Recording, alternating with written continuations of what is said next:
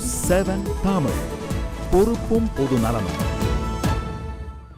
நமது தேசிய விளையாட்டான ஹாக்கிக்கு செயற்கை புல்தரை மைதானம் அமைந்தால் மட்டுமே விளையாட்டின் நுணுக்கங்களை சுற்று பல போட்டிகளில் ஜெயிக்க முடியும். இந்நிலையில் அதற்கான வாய்ப்பு மதுரை எம்ஜிஆர் விளையாட்டு அரங்கத்திற்கு கிடைத்தும் செயலுக்கு வராமல் உள்ளது. எனவே விரைவில் புதிய ஹாக்கி மைதானத்தை திறக்க வழிவகை செய்ய வேண்டும் என்கின்றனர் ஹாக்கி வீரர்கள்.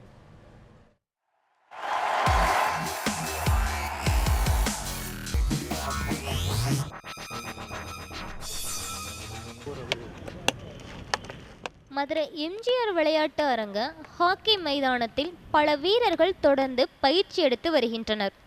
தென் மாவட்டங்களில் கோவில்பட்டி, ராமநாதபுரம், வாடிப்பட்டி பகுதிகளிலிருந்து அதிக அளவில் ஹாக்கி வீரர்கள் உருவாகின்றனர்.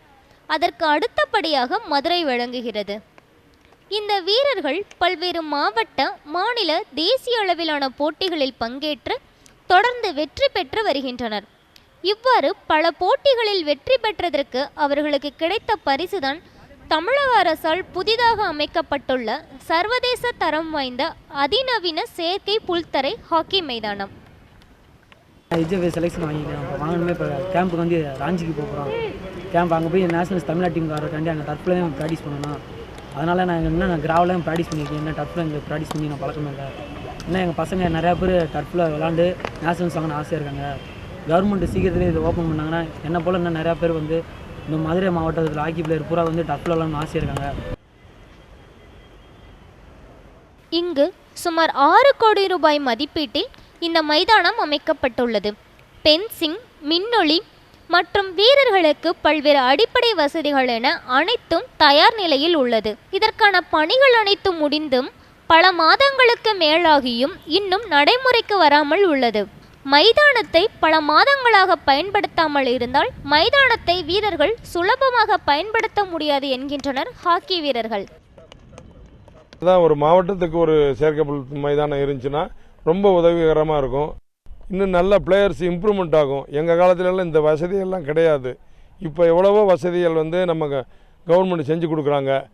அதை வந்து நம்ம பிளேயர்கள் வந்து அதை யூட்டிலைஸ் பண்ணிக்கிறணும். இப்போ இந்த மைதானம் ஒன்று திறக்காமல் இருந்ததுனால ரொம்ப விளையாட முடியாமல் இருக்காங்க. எல்லோரும் ஆர்வத்தோடு இருக்காங்க. எப்போ இந்த மைதானம் திறப்பாங்க, நம்ம இதில் போய் பயிற்சி எடுக்கணும், இதில் ஒரு டோர்னமெண்ட் நடக்கணும். அதிநவீனமாக பல்வேறு வசதிகளுடன் அமைக்கப்பட்ட ஹாக்கி மைதானத்தை விரைவில் தமிழக அரசு திறந்து வைத்து பயன்பாட்டிற்கு கொண்டு வரும் பட்சத்தில் பல சர்வதேச அளவிலான பயிற்சி முகாம்கள் நடத்த முடியும். மேலும் சர்வதேச அளவிலான வீரர்களை உருவாக்க ஒரு நல்ல வாய்ப்பாக அமையும். பல கோடி ரூபாய் மதிப்பீட்டில் அமைக்கப்பட்டுள்ள இந்த ஹாக்கி மைதானம் எப்பொழுது திறக்கப்படும் என்பது குறித்து மதுரை மாவட்ட விளையாட்டு அதிகாரியான முருகன் அவர்களிடம் கேட்டபோது இதற்கான அனைத்து ஆவணங்களையும் தமிழக அரசிற்கு அனுப்பிவிட்டதாகவும் அரசு அனுமதி அளித்த பிறகே இந்த மைதானம் திறக்கப்படும் என தெரிவித்தார். ஜான்சி மாலாஸ்ட்ரி, நியூஸ் 7 தமிழ், மதுரை.